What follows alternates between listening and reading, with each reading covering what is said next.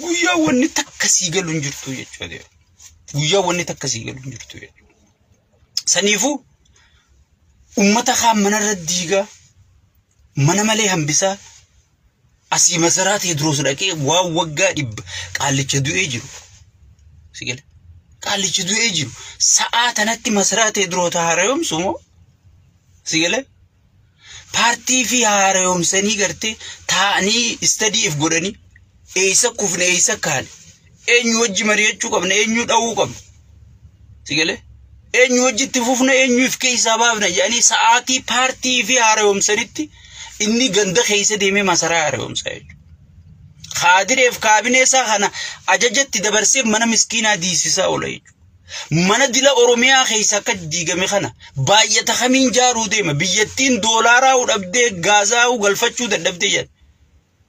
Haya isaa fiddee biyyattiin tun ispaaltii godhuu ta'e karaa kana. Isaa fiddee beenyaa uummata dila kanaa kafaluu ta'e. Sigale hoggii ati kana hunda gaafatte ayi isiniin galu.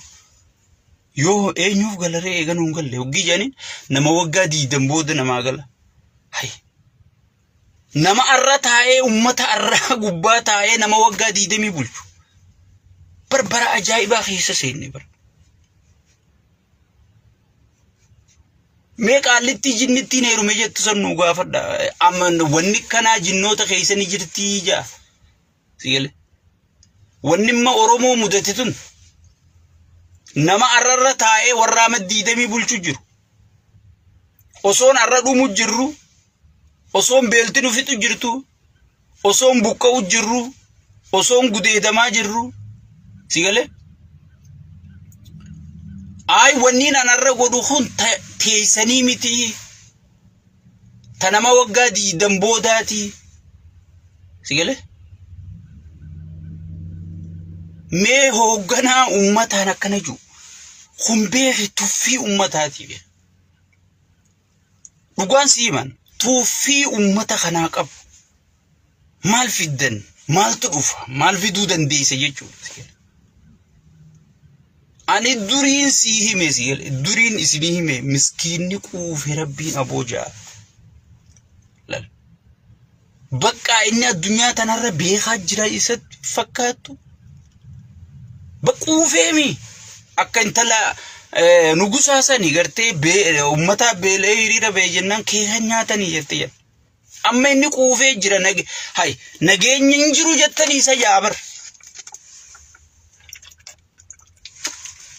Inni imma rakkinni isaa guddaan jaawarumaaf deebii kennu jira. Jaawar dheengadda maal jeeni Finfinnee bichaa bulchuu jiranii. Utaalee qe'ee naannoo Soomalee dhaqe bar waraanaaniif marsee yoo kaameraa achi qaban bar waraana qofa dilli bar ummata fakkaatu sun jalli shugguxii bar. Sigale jalli shugguxii bar cufti siyaa'ee bar ummata ayyaa'u jira jee inni siyaa'u masaa tana hamma ta'u ummata yaani ijoollee 2-3 ijoollee Kaadiree tana achi dhaaba ijoolleen tun ililliidhaan afa ijoollee osoon inni dhufin dura leenjisan akkatti afaan uriituu fi akkatti afaan bantuu fi akkatti ija keessa laaltuu waa hunda dura leenjisanii fixa. Sigale akkasitti fiishkaa afuufaa foggii inni chii dhufe boo bakka ijoollee ummataatiif ummata afaan uriyaa. Sigale maraataan keenya tokko faana asirraa taa'eeti sigale akka inni godhatu namichi kun addunyaa birorraa haasa'u jiramu Itoophiyaa namni arku jiru tanarraa haasa'u jira jettee hanga si ajaa'ibsiisu takkatti sigale. Saniifuu obboleeyyan kiyya namichi laal addunyaan amaddii dambooda dhuftu bulchu jira jechuudha. Mee warruma bilziqinnaa guutuugaa isiniin galuu siin jaabar.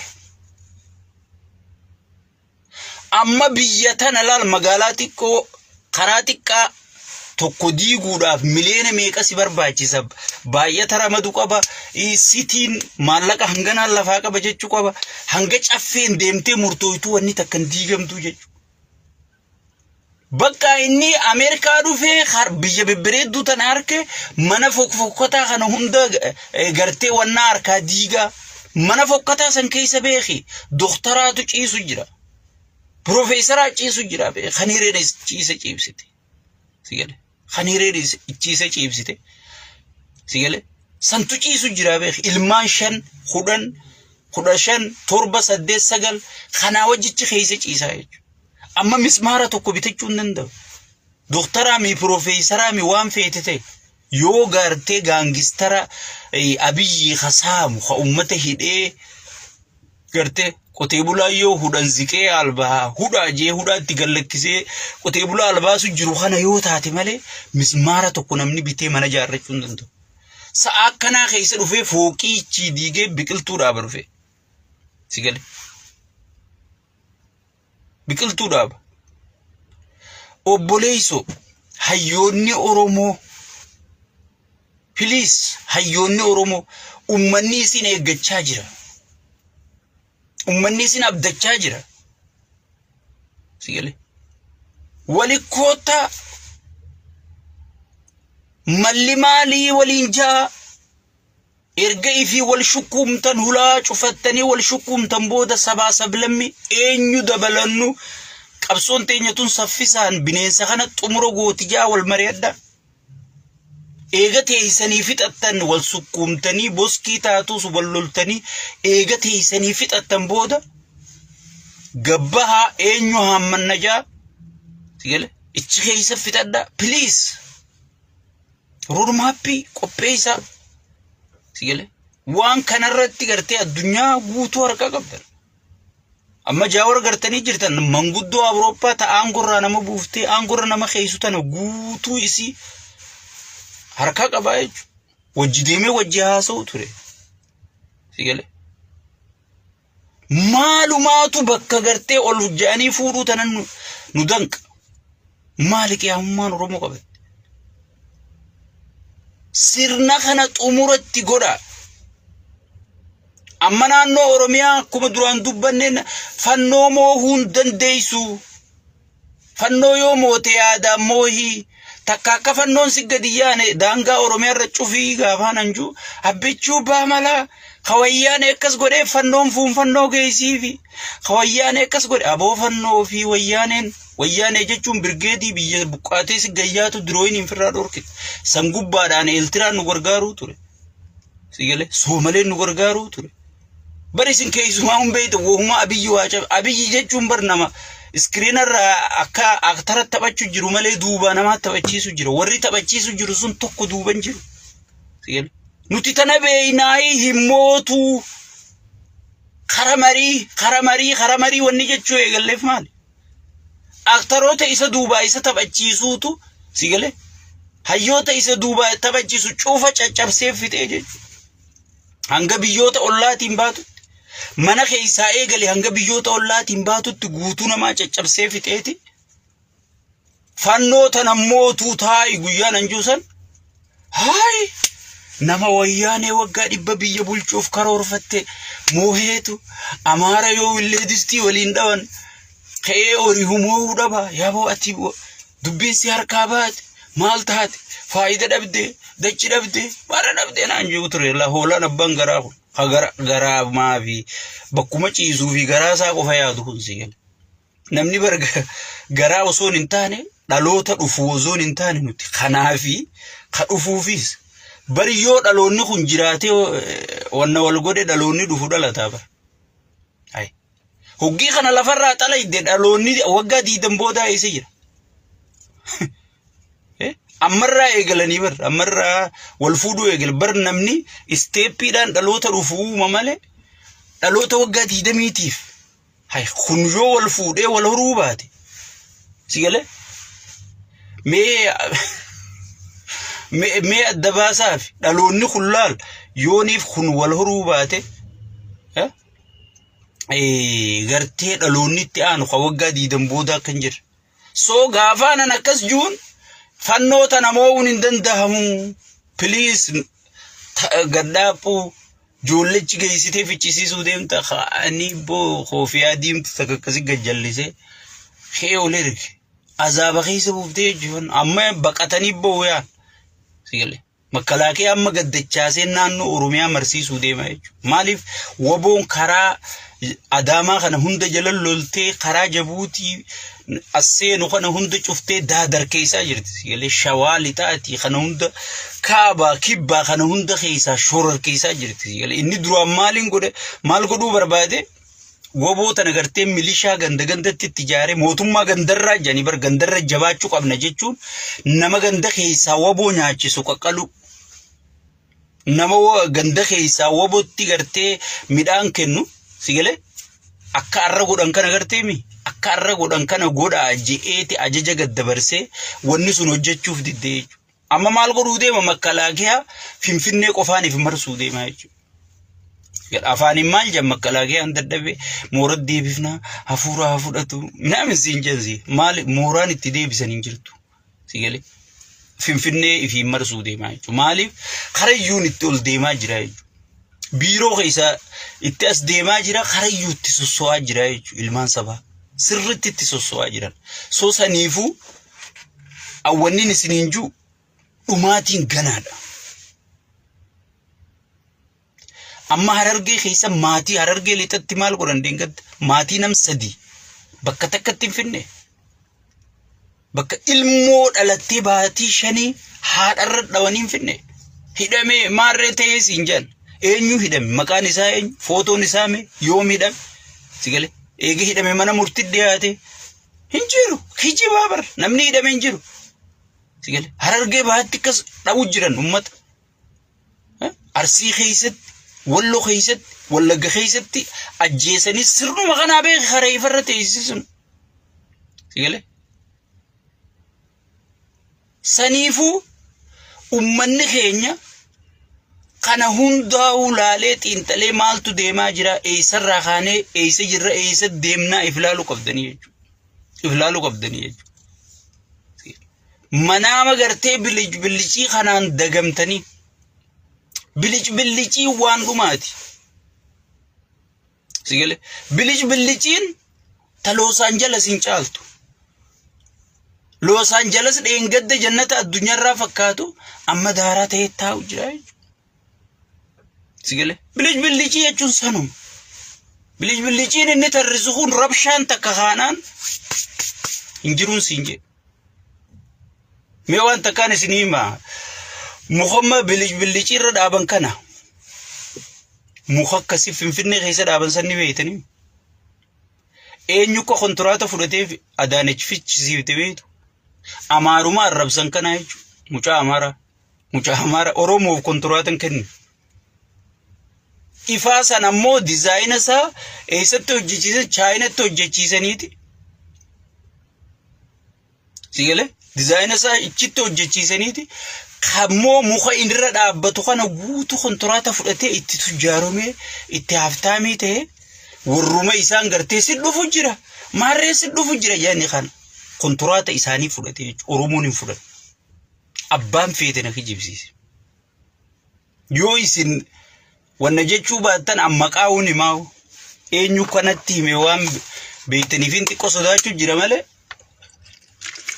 wal nyaatu duraan bartanii nama san nyaattan jeetiin sodaachuu jira malee mucaa Amaara maqaasaatiin beeka ama kafite sigalee Amaarri fidee dalagachuun rakkoo miti na biratti garuu kijibuu akka nama sabaa kanaa yaadu akka nama sabaa kanaa dhimmamu akka gartee Jaawarfaan Amaara kanaa wajji wal ta'anii gartee mootummaa ummanni isaanii aangorra kaayyate mootummaa Oromoo dhimmamtu mootummaa Oromoo deebisuu deemtu mootummaa Oromoo harka fudhachiisuu jirtu mootummaa Musliimaa harka fudhachiisuu jirtu Masha Allah akka waan gartee san aangorra kaasuu deemanitti waan ibsaniif muka dhadhaabbatu kanuma inni bilicii irra kaa'e kanaa namni fide jaruma komatan sanii beeki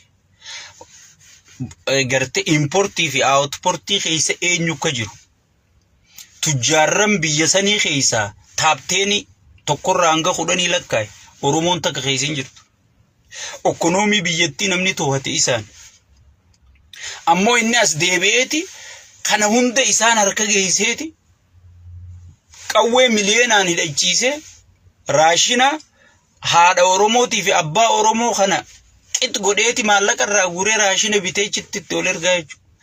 Aboo raashinne isa deema makalaakiyaaf deemaa barsiin jira. Makalaakiyaa ma sigale fannoof deema sigale. Fannoodhaan ammoo dawwalaniiti bakka kanatti fudhadhuusi jedhaniin maal rasaasaa fi nyaataa fi yoo xiqqoo duraa irrate karaa bananiitiif Gondar dhohitee barfannoon jedhani meeshaa hundaa walii qabattee qottii jechuudha. Akkasitti isaan Oromoo masruufsisaati humna isaanii jabeessaa sigale yoo barbaade isaan gootaati asii hanga Jijjigatti lolchiifadha jecha sigale ammoo si maal ja hay fannoon si dhufu jirti bar si haa fannisu abbaan fed shayxaanni yoo dhufe namicha kanarra wayyaadha. Shayxaanni gartee addunyaan guutuun afaan beeytuun amantii beeytuun salaattee firraa kadhachuu jirtu hun garta yoo dhufe namicha kanarra wayyaadha sigale. Saniifu ifii gartee humnatti godhaa gaazatti amma wantaan ani isin isaatile takka yaadattani isin bari yaadatta waarin ani isin joogana sigale. Fannoo walla gaheese jaaramte jansa qawwee dhiisuu fi deema an information clear arkadheetiin isinii mee beek waan san wanni sun ichuma dhaamte gartee mee eegan Allah fi waraabe boota mee amma namni dubbatu ni jira fannoon ichisa soote ni jirti maaliif abbaa hoggisuma yaabo rabbii ji ummata Oromoo fixuuf deemaati if kenni gabbay dubbadu naan jansi yale clear mee waan san amma dhageessanii fannoo wallagga jirti maar Amaaraa fi gartee warra gartee Amaara ozoon hin ta'in warra ifi ergatuuf qawwee dhiisuu deema mootummaan naannoo Oromiyaa qawwee raayinaan jenne akkami qawwee jararraa hiitanii Oromoon ammallee dhumne ammallee cabne ammallee lafarraan buqqaane sigale ammallee humna qabdii dandeeyti qabdii dhageeyti qabdii akkamitti Oromoon duudiin cinne qawwee jaraanan itti hidhachiisirraa hiitan jeeti Shimallis Fatte aaree jee isiniin himneen karaa kamiin dhiifnaaf jennaan pilaana gartee fannootu wallagga jaaramuu deema jaa karoora san namni tume isaa jechuudha. Karoora san saaxilii jaan information clear isinii kenna wanni sun ichuma dhaamte gartammoon gara sigale ichuma dhaamte barfannoo wallagga jaaramuu deemte marreja isaan duraan oogisuuf kaanii jechuudha sigale nuti hoggii isa jala tattaa'u jirraa hoggii isiniin jennu afaaniin miti hojiidhaan sigale hojiidhaan tadhumaatii teetii taniin amma siyaasa utana cleariin siyaasa jira gana makalaakiyaa si gajjachaasu jira sigale milishaa fi makalaakiyaa waltaraa si dabranii si fixuu ta'a dhumaatiin ganaan siin jira yoo hayyoota keetirra dhiibbaa gootee akka isaan tokko tahanii sirna kana xumura sirraa godhan hin goone yoo teesseetuma siyaashaan gullitti boohichaa qofa ol ergaa oolte boohaa oolte dhumaatiin teegganaadhaan siin jira sigale waan bineensa kana dhawaa hundu waboo jabeeysi adeero waboo jechuun humnateeti jaawar jechuun sammuuteeti taayee jechuun duydakeeti lammaa jechuun harka keeti hawwayin qabdu sigale hayyoota keekin deesii jabeeffadhu dandeetii isaan qabaniin hayyoonni keenyaas waliin baqatina wanti nu hunda geessi sigale isin hunda geessi goggoge mee ilaala ummata hayyoota naannoo biroo kana faa seenaafsisanii bira sigale fannoodhaan nu afeeraa jedhaniin doktoroonni piroofeesaroonni maali hayyoonni keenya hoo waboodhaan koottaa hayyoon teessan takka sigale walit dhuftanii bineensa kana xumura godhuun dirqama saani tokko dheedeef sigale marga fixuu hin danda'u namni tokko hayyuu ta'eef waa takka fiduu hin danda'u gowwaa hudhayyoo waliif fidde sigale loon hoolaa 100 kan leenci tokko hoogganumoo